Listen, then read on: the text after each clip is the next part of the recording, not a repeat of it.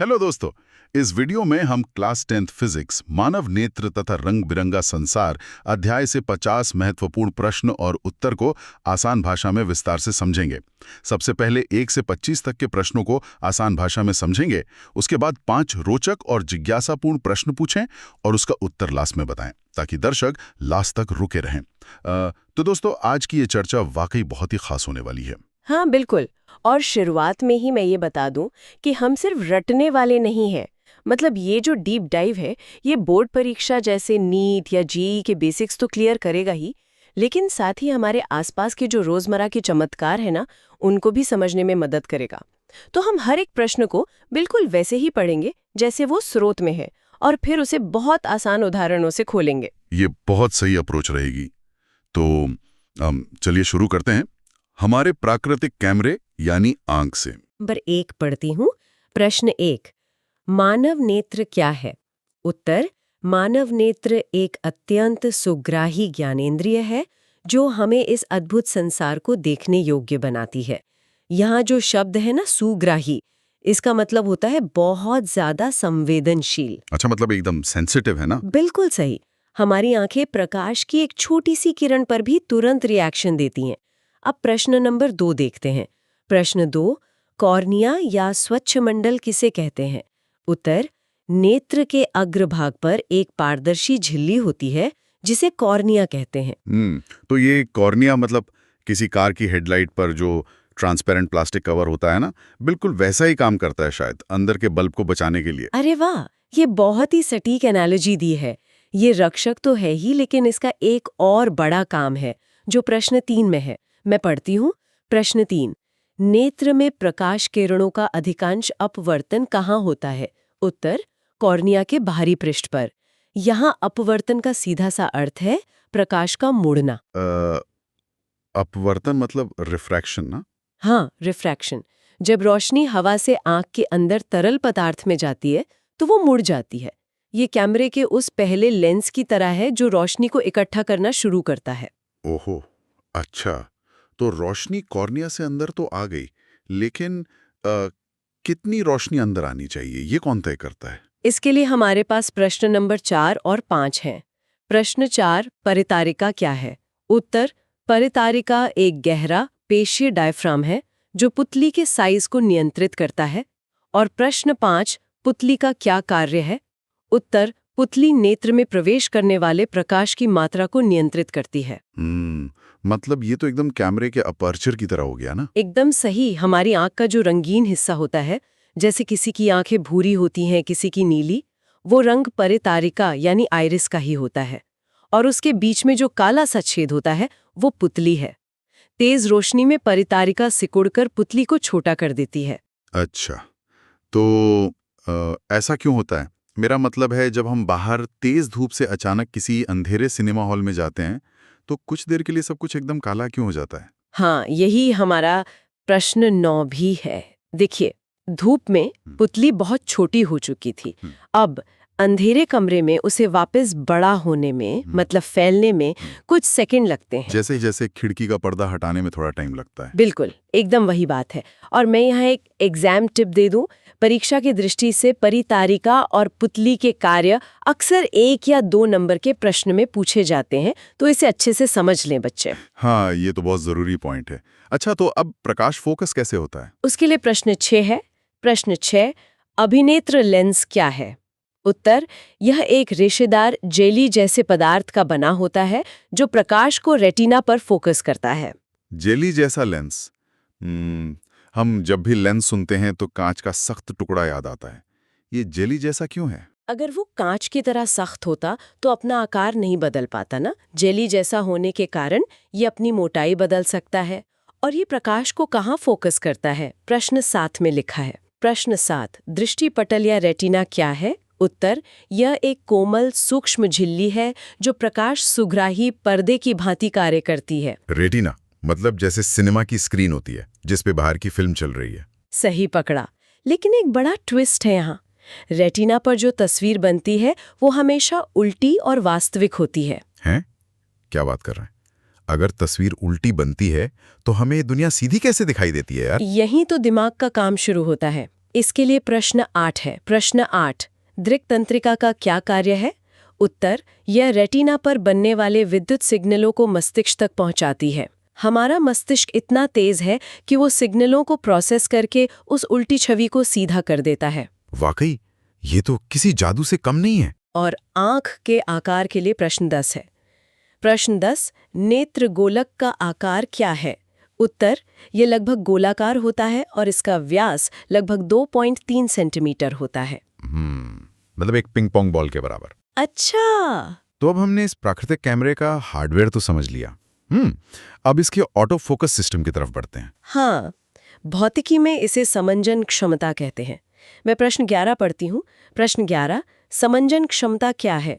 उत्तर, अभिनेत्र lens की वह क्षमता जिसके कारण वह अपनी फोकस दूरी को समायोजित कर लेता है, समंजन क्षमता कहलाती है। समायोजित कर लेता है मतलब एडजस्ट कर लेता है। बिल्कुल, और ये एडजस्टमेंट पक्षमाभी पेशियों द्वारा होता है। प्रश्न 12 में है। प्रश्न 12, जब पक्षमाभी पेशियां शिथिल होती हैं तो क्या होता है? उत्तर, लेंस पतला हो जाता है और फोकस दूरी बढ़ जाती है, जिससे हम दूर की वस्तुएं देख पाते हैं। और पास देखने के लिए? उसके लिए प्रश्न 13 है।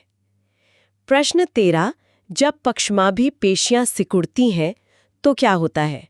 उत्तर, लेंस मोटा हो जाता है और फोकस दूरी घट जाती है, जिससे हम पास की वस्तुएं देख पाते हैं। अगर ऐसा ना हो तो क्या होगा? मतलब अगर ये पक्षमाभी पेशियां काम करना ही बंद कर दें तो क्या इंसान बिल्कुल अंधा हो जाएगा? अंधा नहीं होगा, लेकिन उसकी फोकस करने की आजादी छिन जाएगी। लेंस किसी एक ही जगह पर अटक जाएगा। अगर मोटे आकार में अटक गया तो सिर्फ पास का दिखेगा, दूर का सब धुंधला हो जाएगा। ऑटो फोकस हमेशा के लिए मैनुअल फोकस में बदल जाएगा। बाप रे, ये तो काफी डरावना है। और ये फोकस कितने पास तक काम कर सकता है? इसके लिए प्रश्न 14 और 15 है। प्रश्न 14, सामान्य नेत्र का निकट बिंदु क्या है? उत्तर, 25 सेंटीमीटर। और प्रश्न 15, सामान्य नेत्र का दूर बिंदु क्या है? उत्तर, अनंत। तो मतलब 25 सेंटीमीटर। इसी पर हमारा वो सवाल आता है जो अक्सर बच्चे पूछते हैं। हाँ, वो प्रश्न 17 है। प्रश्न 16, किताब को आंखों के बहुत करीब लाने पर अक्षर धुंधले क्यों हो जाते हैं? उत्तर, क्योंकि पक्षमाभी पेशियों के सिकुड़ने की एक सीमा होती है। वे 25 सेंटीमीटर से कम दूरी पर लेंस को और अधिक मोटा नहीं कर सकती। समझ गया, इसीलिए सिरदर्द भी होने लगता है। बीच में एक प्रश्न छूट गया, मोतियाबिंद वाला। हाँ, प्रश्न 16, मोतियाबिंद किसे कहते हैं? उत्तर, अधिक उम्र में कुछ व्यक्तियों के नेत्र का लेंस दूधिया तथा धुंधला हो जाता है। इस स्थिति को मोतियाबिंद कहते हैं। मतलब जैसे सर्दियों में कांच पर कोहरा जम जाता है, वैसा ही कुछ? एकदम वही। आजकल सर्जरी से इसे हटाकर कृत्रिम लेंस लगा देते हैं। विज्ञान ने सच में कितनी तरक्की कर ली है। लेकिन जब फोकस बिगड़ जाता है तब चश्मे की जरूरत पड़ती है ना? स्रोत में दृष्टि दोषों पर क्या लिखा है? प्रश्न 18 इसी पर है। प्रश्न 18, दृष्टि दोष मुख्य रूप से कितने प्रकार के होते हैं? उत्तर, 3 प्रकार के, निकट दृष्टि दोष, दीर्घ दृष्टि दोष और जरा दूरदृष्टिता। एक बात मुझे कभी समझ नहीं आती। इसे निकट दृष्टि दोष कहते हैं, लेकिन इंसान को पास का तो साफ दिखता है, दूर का नहीं दिखता। तो फिर इसका नाम उल्टा क्यों रखा गया है? ये बहुत ही शानदार सवाल है। विज्ञान में इसका नाम इस आधार पर नहीं है कि क्या नहीं दिख रहा। नाम इस आधार पर है कि आंख के अंदर प्रतिबिंब यानी इमेज कहाँ बन रहा है। मैं प्रश्न 19 पढ़ती हूँ। हाँ, पढ़िए। प्रश्न 19, निकट दृष्टि दोष क्या है? उत्तर, वह दोष जिसमें व्यक्ति निकट की वस्तुओं को स्पष्ट देख सकता है परंतु दूर की वस्तुओं को नहीं। इसका कारण प्रश्न 20 में है, नेत्र गोलक का लंबा हो जाना, जिससे दूर की वस्तुओं का प्रतिबिंब रेटिना के निकट यानी उससे पहले ही बन जाता है। ओह, तो सारा खेल इस बात का है कि इमेज कहाँ बन रही है। अगर रेटिना से पहले बन रही है तो निकट दृष्टि दोष। इसका संशोधन कैसे होता है? प्रश्न 21, निकट दृष्टि दोष का निवारण कैसे किया जाता है? उत्तर, उपयुक्त क्षमता के अवतल लेंस द्वारा। अवतल लेंस प्रकाश की किरणों को थोड़ा फैला देता है, जिससे इमेज वापस रेटिना पर बन जाती है। तो दीर्घ दृष्टि दोष इसका बिल्कुल उल्टा होगा। बिल्कुल। प्रश्न 22, दीर्घ दृष्टि दोष क्या है? उत्तर, वह दोष जिसमें व्यक्ति दूर की वस्तुओं को स्पष्ट देख सकता है परंतु पास की वस्तुओं को नहीं। इसका कारण प्रश्न 23 में है, नेत्र गोलक का छोटा हो जाना। मतलब इसमें पास की चीजों का प्रतिबिंब रेटिना के पीछे यानी दूर जाकर बनता है। एकदम सही पकड़ा आपने। और प्रश्न 24, दीर्घ दृष्टि दोष का निवारण कैसे होता है? उत्तर, उत्तल लेंस द्वारा। ये किरणों को सिकोड़कर रेटिना पर ले आता है। यहाँ मैं फिर से एग्जाम टिप देना चाहूंगा। निकट और दीर्घ दृष्टि दोष के कारण और निवारण लॉन्ग आंसर्स में बहुत आते हैं। बच्चों को इनके री-डायग्राम्स की प्रैक्टिस जरूर करनी चाहिए। और जो तीसरा दोष है, जरा दूरदृष्टिता। प्रश्न 25, जरा दूरदृष्टिता क्या है? उत्तर, आयु बढ़ने के साथ नेत्र की समंजन क्षमता घट जाती है और पास का देखने में कठिनाई होती है। तो हमने कैमरा को ठीक कर लिया है 25 प्रश्नों तक। अब इन ठीक हुई आंखों से रंग बिरंगे ब्रह्मांड की तरफ चलते हैं। बिल्कुल, मैंने कहा था ना कि मैं 5 बहुत ही जिज्ञासापूर्ण सवाल पूछूंगा। वो अब पूछता हूं और उनके जवाब एपिसोड के बिल्कुल लास्ट में देंगे ताकि सस्पेंस बना रहे। अरे वाह, बताइए क्या सवाल है? पहला, रात में तारे क्यों टिमटिमाते हैं लेकिन ग्रह क्यों नहीं टिमटिमाते? दूसरा, ऊपर देखने पर आसमान हमेशा नीला ही क्यों दिखाई देता है? तीसरा, रोड पर जो खतरे का सिग्नल है वो हमेशा लाल रंग का ही क्यों होता है? चौथा, सुबह और शाम को सूरज लाल क्यों दिखता है जबकि दोपहर में एकदम सफेद? और पांचवां, इंद्रधनुष हमेशा बारिश के बाद और सूरज की उल्टी दिशा में ही क्यों बनता है? ये तो बहुत ही दिलचस्प सवाल है, दर्शकों को मजा आएगा। लेकिन इनके जवाब से पहले हम परीक्षा के लिए एक फास्ट ट्रैक रीकैप कर लेते हैं। मैं बाकी के अध्याय से 10 बहुत महत्वपूर्ण प्रश्नों के संक्षिप्त उत्तर देती हूँ। हाँ, ये बढ़िया रहेगा। शुरू के लिए रैपिड फायर। पहला, द्विफोक्सी लेंस यानी बाइफोकल किसे चाहिए? उत्तर है जिसे पास और दूर दोनों का दोष हो, मतलब जरा दूरदृष्टिता। ऊपर दूर का और नीचे पास का। बिल्कुल। दूसरा, 2 आंखें होने का क्या फायदा है? उत्तर है 3D विजन और 180 डिग्री का चौड़ा दृष्टि क्षेत्र। तीसरा, प्रिज्म कोण क्या है? उत्तर, प्रिज्म के 2 पार्श्व पृष्ठों के बीच का कोण। ओके। चौथा, प्रकाश का विक्षेपण क्या है? उत्तर है सफेद प्रकाश का 7 रंगों में टूटना। पांचवा, स्पेक्ट्रम के रंगों का क्रम क्या है? उत्तर, नीचे से ऊपर विबग्योर। VIBGYOR, VIBGYOR। हाँ। छठा, प्रिज्म से गुजरने पर कौन सा रंग सबसे कम और कौन सबसे ज्यादा झुकता है? उत्तर है लाल सबसे कम और बैंगनी सबसे ज्यादा। सातवां, न्यूटन का 2 प्रिज्म वाला प्रयोग क्या साबित करता है? यही कि सूर्य का प्रकाश 7 रंगों से ही बना है। एकदम सही। आठवां, वायुमंडलीय अपवर्तन क्या है? उत्तर, हवा के अलग अलग तापमान और घनत्व के कारण प्रकाश का मुड़ना। नौवां, अग्रिम सूर्योदय क्या है? उत्तर, वायुमंडलीय अपवर्तन के कारण सूरज का असल समय से 2 मिनट पहले ही दिख जाना। और 10वां, टिंडल प्रभाव क्या है? उत्तर, हवा के सूक्ष्म कणों द्वारा प्रकाश के फैलने से उसका रास्ता दिखाई देना, जैसे धुएं वाले कमरे में रोशनी की किरण। कमाल है। ये तो एकदम बेहतरीन रिवीजन हो गया परीक्षा के लिए। हाँ, अब थ्योरी पूरी हुई। अब 26 से 50 तक के प्रश्नों को आसान भाषा में समझेंगे। जरा सोचिए कि एक सुबह नींद खुले और आसमान नीले की जगह एकदम स्याह काला दिखाई दे। अरे बाप रे, वो तो बड़ा डरावना दृश्य होगा। है ना? हाँ। या फिर ये सोचकर देखिए कि सूरज उगते समय लाल के बजाय एकदम सफेद नजर आए। तो आज के इस गहन चर्चा का हमारा मिशन यही है, कक्षा 10 भौतिक विज्ञान के अध्याय मानव नेत्र तथा रंग बिरंगा संसार, इसके बचे हुए सबसे रोमांचक हिस्से को हम डिकोड करेंगे। बिल्कुल। और सच कहूं तो विज्ञान की सबसे खूबसूरत बात यही है कि वो हमारे आसपास की इन रोजमर्रा की घटनाओं के पीछे का सटीक कारण बताता है। एकदम सही कहा। और चर्चा शुरू करने से पहले मेरे पास 5 बड़े दिलचस्प सवाल हैं जो अक्सर मन में आते हैं। पहला, हमारे पास देखने के लिए 2 आंखें क्यों हैं, एक क्यों नहीं? बहुत ही तार्किक सवाल है। दूसरा, तारे तो टिमटिमाते हैं लेकिन ग्रह क्यों नहीं टिमटिमाते? तीसरा, खतरे का निशान हमेशा लाल ही क्यों होता है, किसी और रंग का क्यों नहीं? जी। चौथा, अगर पृथ्वी पर वायुमंडल न हो तो आसमान कैसा दिखेगा? और पांचवा, सूरज उगते और डूबते समय लाल लेकिन दोपहर में सफेद क्यों दिखता है? ये सारे ही सवाल बहुत बेहतरीन हैं और इन सभी प्राकृतिक रहस्यों का जवाब आज के हमारे स्रोत सामग्री के प्रश्नों में छिपा है। तो चलिए बिना किसी देरी के शुरू करते हैं। मैं शुरुआत आंखों की व्यावहारिक समस्याओं से जुड़े 26वें प्रश्न से करती हूँ। स्रोत में 26वां प्रश्न है, द्विफोकसी लेंस क्या है? इसकी आवश्यकता किन व्यक्तियों को होती है?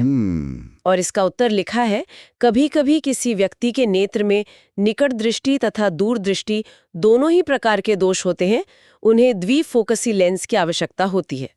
इसमें ऊपरी भाग अवतल लेंस दूर की वस्तुओं के लिए तथा निचला भाग उत्तल लेंस पास की वस्तुओं के लिए होता है। बिल्कुल।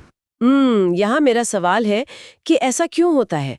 मतलब एक ही आंख में पास और दूर दोनों की दिक्कत एक साथ कैसे हो सकती है? देखिए, ये एक बहुत ही व्यावहारिक स्थिति है जो अक्सर बढ़ती उम्र के साथ आती है।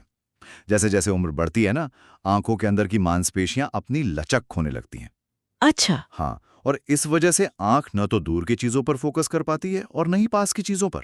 इसे समझने के लिए हम किसी बुजुर्ग जैसे दादू या नानी के चश्मे को ध्यान से देख सकते हैं। ओहो हाँ, उनके चश्मे में नीचे एक छोटा सा गोला होता है। एकदम सही पकड़ा। उनके चश्मे के शीशे में बीच में एक हल्की सी लाइन होती है। लाइन के नीचे एक छोटा सा अर्धचंद्राकार हिस्सा होता है। जब वो नीचे की तरफ देखकर अखबार पढ़ते हैं तो चश्मे के उस निचले हिस्से का इस्तेमाल करते हैं जो उत्तल लेंस होता है और पास देखने के काम आता है। समझ गई। और दूर के लिए? जब उन्हें दूर टीवी देखना होता है तो वे सीधे चश्मे के ऊपरी हिस्से से देखते हैं जो अवतल लेंस होता है। तो एक ही चश्मे में दो अलग अलग पावर के लेंस फिट कर दिए जाते हैं। अरे वाह, ये तो बहुत ही स्मार्ट समाधान है। चलिए अब स्रोत के 27वें प्रश्न की तरफ बढ़ते हैं। प्रश्न 27 है, दृष्टि के लिए हमारे पास दो नेत्र क्यों हैं? केवल एक ही क्यों नहीं? इसके मुख्य लाभ लिखिए। ये भी बहुत रोचक है। उत्तर में लिखा है, एक नेत्र की बजाय दो नेत्र होने के निम्नलिखित लाभ है। इससे हमारा क्षैतिज दृष्टि क्षेत्र विस्तृत हो जाता है। एक नेत्र का क्षेत्र लगभग 150 डिग्री होता है, जबकि दो नेत्रों द्वारा ये लगभग 180 डिग्री हो जाता है। हमें त्रिविम चाक्षुकी यानी 3D दृष्टि का लाभ मिलता है, जिससे हम वस्तुओं की गहराई और दूरी का सही अंदाजा लगा पाते हैं। बिल्कुल। अब यहाँ सोचने वाली बात है, अगर ऐसा ना हो तो क्या होगा? मतलब अगर हमारे पास सिर्फ एक आंख हो तो क्या बदल जाएगा? अगर सिर्फ एक आंख होती तो दुनिया एकदम चपटी दिखाई देती, ठीक किसी 2D तस्वीर की तरह। इसे ही त्रिविम चाक्षुकी या 3D विजन कहते हैं। अच्छा, मतलब हमें गहराई का पता नहीं चलता? बिल्कुल नहीं चलता।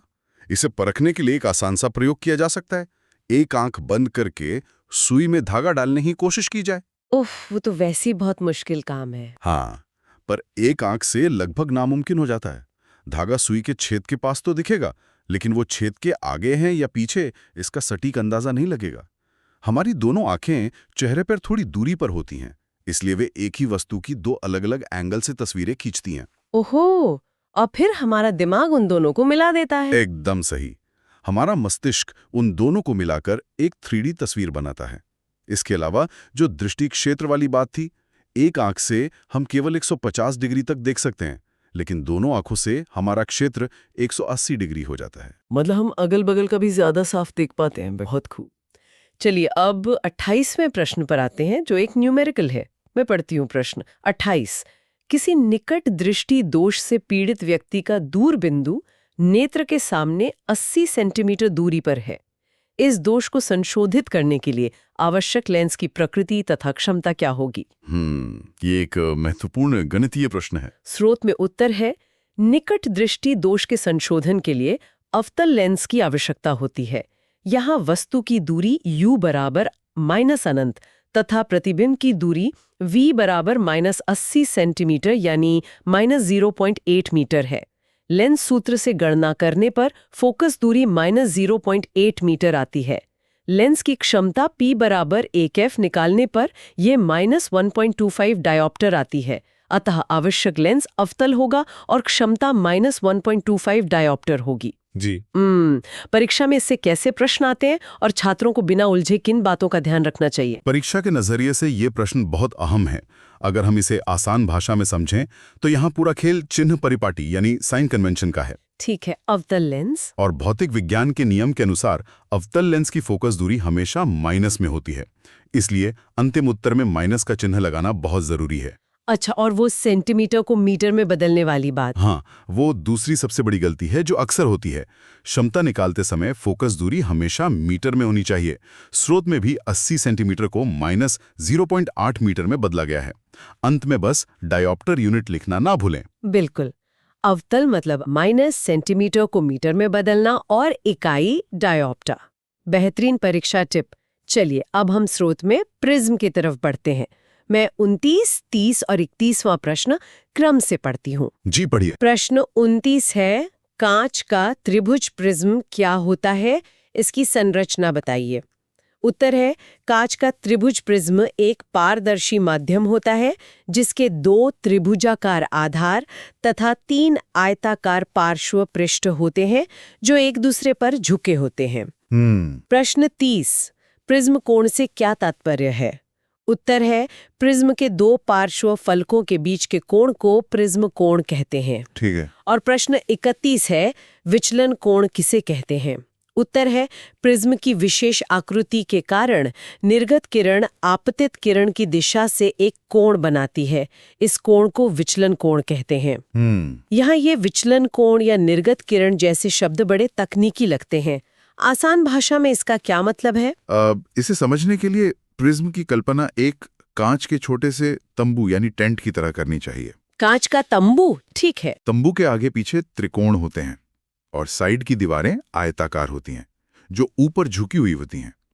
उन झुकी हुई दीवारों के बीच जो कोण है वही प्रिज्म कोण है। अब आते हैं विचलन शब्द पर। विचलन का सीधा सा अर्थ है रास्ता मुड़ना या भटक जाना। अच्छा। रास्ता भटक जाना। हाँ। मान लीजिए प्रकाश की एक किरण सीधी आ रही है जिसे आपतित किरण कहते हैं। जैसे ही वो इस कांच के तंबू में घुसती है और दूसरी तरफ से बाहर निकलती है जिसे निर्गत किरण कहते हैं, तो वो सीधी नहीं रहती, थोड़ा नीचे मुड़ जाती है। ओहो। तो किरण को जाना कहीं और था लेकिन प्रिज्म ने उसे मोड़ दिया। किरण अपने असली रास्ते से जितना भटकी उसी भटकाव को विज्ञान में विचलन कोण कहते हैं। बहुत ही आसान कर दिया आपने। रास्ता भटकना मतलब विचलन। चलिए अब देखते हैं कि ये भटकाव रंगों के साथ क्या करता है। मैं प्रश्न 32 से 35 तक पढ़ती हूँ। जी। प्रश्न 32, किसी पारदर्शी प्रिज्म से गुजरने पर प्रकाश की किरण किस ओर मुड़ती है। उत्तर, पहले पृष्ठ पर अभिलंब की ओर मुड़ता है और दूसरे पृष्ठ पर अभिलंब से दूर अर्थात प्रिज्म के आधार की ओर मुड़ जाता है। प्रश्न 33, प्रकाश का विक्षेपण किसे कहते हैं।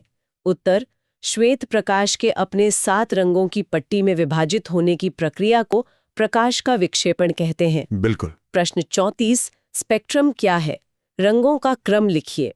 उत्तर, विक्षेपण के पश्चात प्राप्त रंगीन पट्टी को स्पेक्ट्रम कहते हैं। क्रम है बैंगनी, जामुनी, नीला, हरा, पीला, नारंगी तथा लाल, जिसे विबग्योर कहते हैं। सही है। और प्रश्न 35, प्रिज्म से गुजरने के पश्चात श्वेत प्रकाश का कौन सा रंग सबसे कम और कौन सा सबसे अधिक झुकता है। उत्तर, लाल प्रकाश सबसे कम झुकता है जबकि बैंगनी प्रकाश सबसे अधिक झुकता है। यह मेरा सवाल है, ऐसा क्यों होता है कि लाल रंग सबसे कम मुड़ता है और बैंगनी सबसे ज्यादा? यहीं से रंगों की दुनिया का असली जादू शुरू होता है। सबसे पहले विक्षेपण का अर्थ समझना होगा। इसका सरल अर्थ है बटना या बिखरना। सफेद रोशनी का बटना? जी, सूरज की सफेद रोशनी असल में 7 रंगों का मिश्रण है। जब ये प्रिज्म में जाती है तो प्रिज्म उसे खोल देता है। अब आपके सवाल पर आते हैं। इसे रंगों की एक दौड़ की तरह सोचें। रंगों की दौड़? ये दिलचस्प है। इस दौड़ में लाल रंग सबसे भारी और जिद्दी धावक है।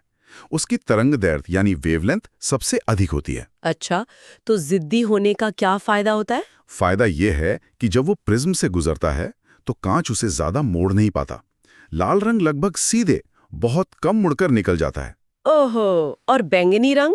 बैंगनी रंग की वेवलेंथ सबसे कम होती है। वो कमजोर धावक की तरह है, इसलिए प्रिज्म उसे बहुत आसानी से और सबसे ज्यादा नीचे मोड़ देता है। इसीलिए लाल सबसे ऊपर और बैंगनी सबसे नीचे दिखता है। अरे वाह, लाल रंग का जिद्दी धावक होना बहुत अच्छे से समझ आ गया। चलिए अब स्रोत का 36वां प्रश्न देखते हैं।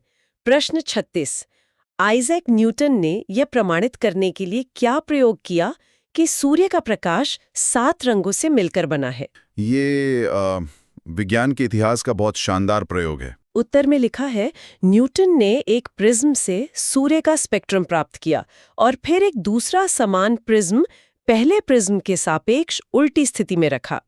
जब स्पेक्ट्रम के सभी वर्ण दूसरे प्रिज्म से होकर गुजरे तो देखा कि पुनः श्वेत प्रकाश बाहर निकल रहा है। इससे सिद्ध हुआ कि प्रकाश 7 वर्णों से बना है। बिल्कुल। तो मतलब ऐसा क्यों होता है कि उल्टा प्रिज्म रखने पर वापस सफेद रंग बन जाता है? क्या ये इतना ही सीधा है? हाँ, न्यूटन की बुद्धिमानी इसी में थी। पहले लोग सोचते थे कि प्रिज्म खुद रंगों को पैदा करता है। अच्छा। न्यूटन ने सोचा कि अगर पहला प्रिज्म सफेद रोशनी को मोड़कर 7 रंगों में फैला रहा है, तो अगर मैं एक वैसा ही प्रिज्म उसके आगे उल्टा रख दूं, तो वो उन फैले हुए रंगों को विपरीत दिशा में मोड़ देगा। ओहो, और 7 रंग वापस जुड़ गए? बिल्कुल।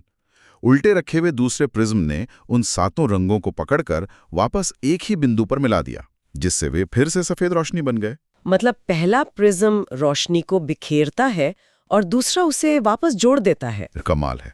अब इंद्रधनुष पर आते हैं। जी। मैं प्रश्न 37 और 38 पढ़ती हूँ। जी।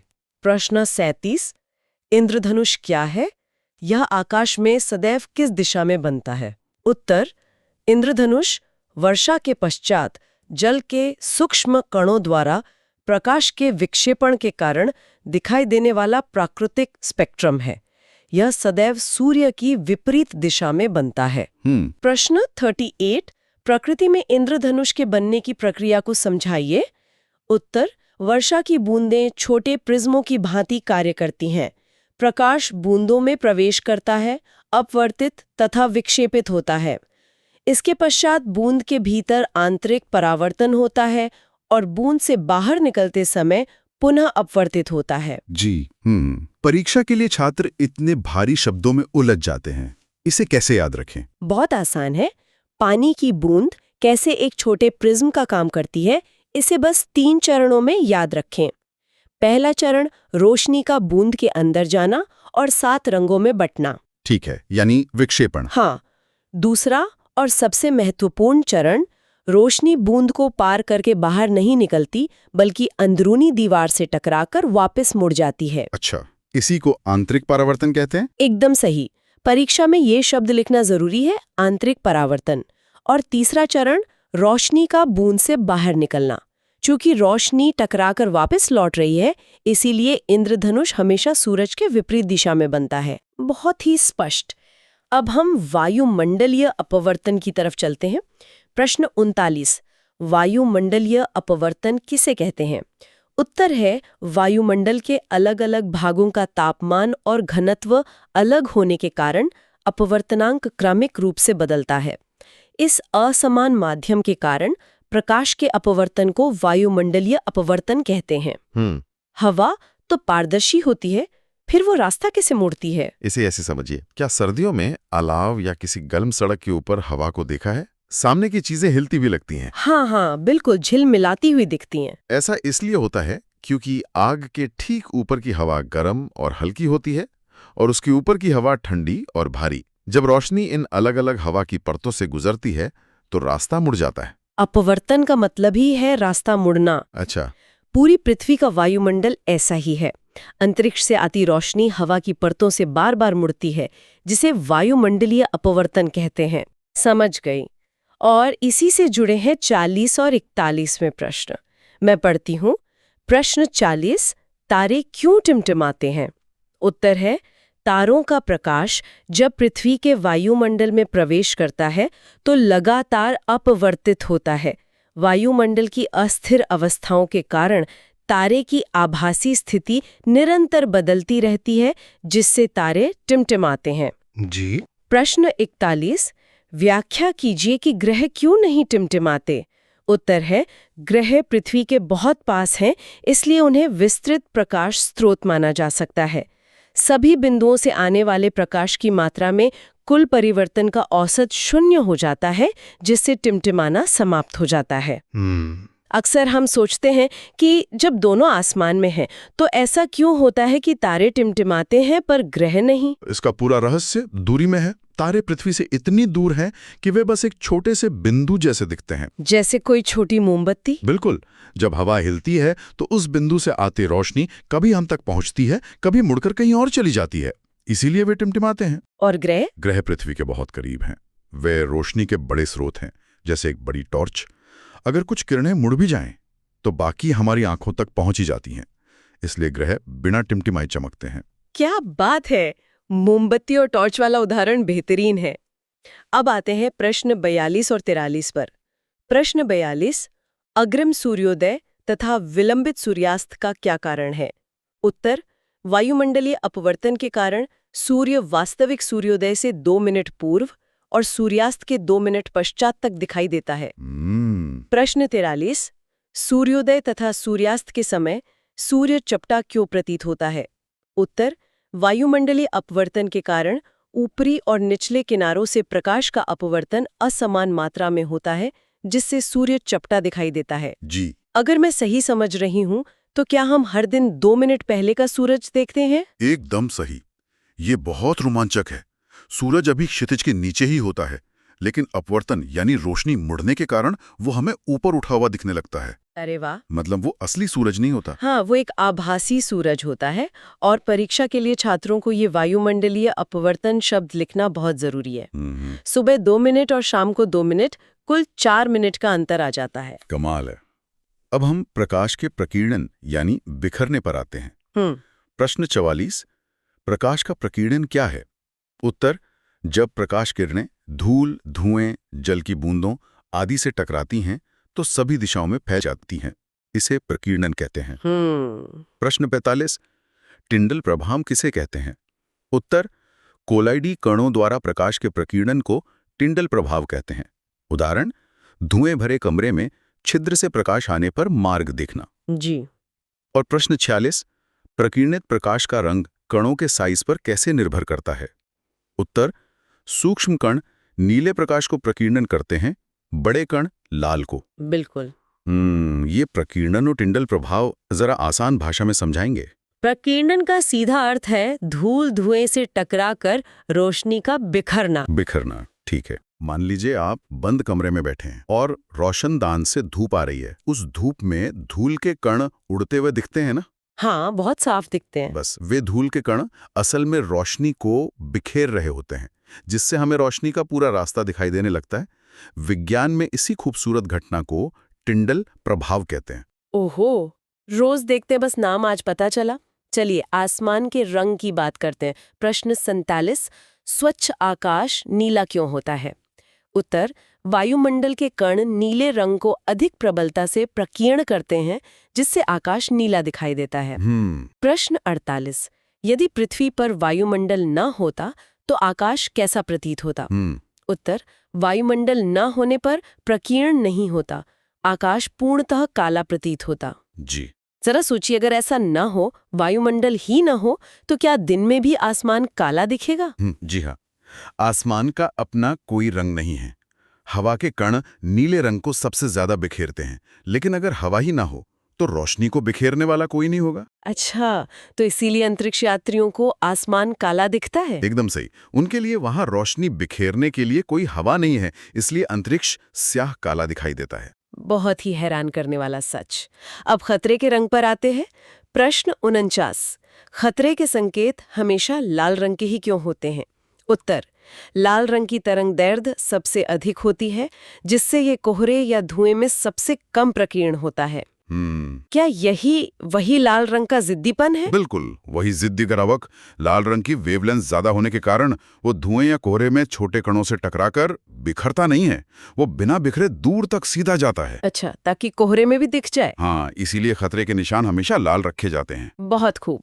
अब हम आखिरी प्रश्न 50 पर आ गए हैं। प्रश्न 50, सूर्योदय तथा सूर्यास्त के समय सूर्य लाल क्यों प्रतीत होता है, जबकि दोपहर में सफेद दिखाई देता है? उत्तर, सूर्योदय सूर्यास्त के समय सूर्य क्षितिज के निकट होता है, प्रकाश को अधिक दूरी तय करनी पड़ती है। नीला प्रकाश प्रकीर्ण हो जाता है और केवल लाल प्रकाश हमारी आंखों तक पहुंचता है। परीक्षा के लिए इसे कैसे याद रखें? छात्रों को मेरी सलाह है कि इस उत्तर को चित्र के साथ याद करें।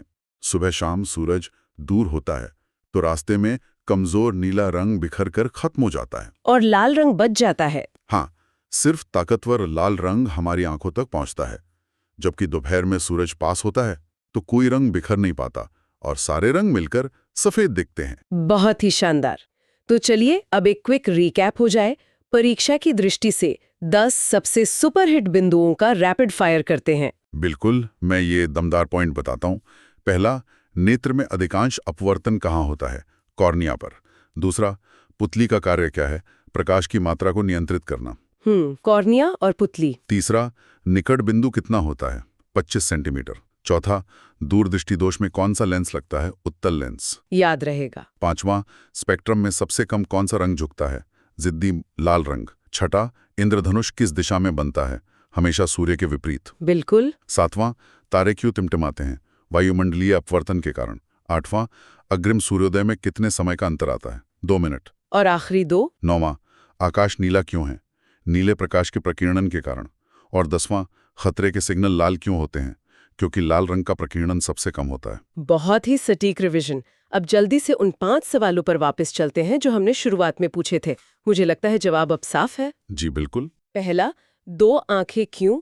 3D विजन के लिए। करेक्ट। दूसरा, ग्रह क्यों नहीं टिमटिमाते? क्योंकि वे बड़े प्रकाश स्रोत हैं। तीसरा, खतरे का रंग लाल क्यों? क्योंकि यह कोहरे में कम बिखरता है। एकदम सही। चौथा, वायुमंडल न हो तो क्या होगा? आसमान काला दिखेगा। और पांचवा, सूरज सुबह लाल क्यों होता है? क्योंकि नीला रंग रास्ते में ही बिखर जाता है। बेहतरीन निष्कर्ष। अगर हम इन सब बातों को जोड़ें तो एक बहुत गहरी बात सामने आती है। सोचने वाली बात है कि यह पूरी दुनिया अपने आप में अंधेरी है। ये सिर्फ रोशनी का मुड़ना और बिखरना ही है जो हमारे लिए आसमान को नीला, शाम को लाल और पूरी दुनिया को इतना खूबसूरत बनाता है। विज्ञान केवल किताबों में नहीं, हमारे आसपास बिखरा हुआ है। बहुत ही भावनात्मक और प्रेरणादायक बात कही आपने। इस नजरिए से दुनिया को देखना सच में एक अद्भुत अनुभव है। हमारी आज की ये अध्ययन यात्रा यहीं समाप्त होती है। सभी छात्रों को उनकी बोर्ड और नीट जेईई जैसी परीक्षाओं के लिए ढेर सारी शुभकामनाएं। विज्ञान को ऐसे ही समझते रहिए। यदि आपको ये वीडियो पसंद आए तो वीडियो को लाइक और सब्सक्राइब जरूर करें। धन्यवाद।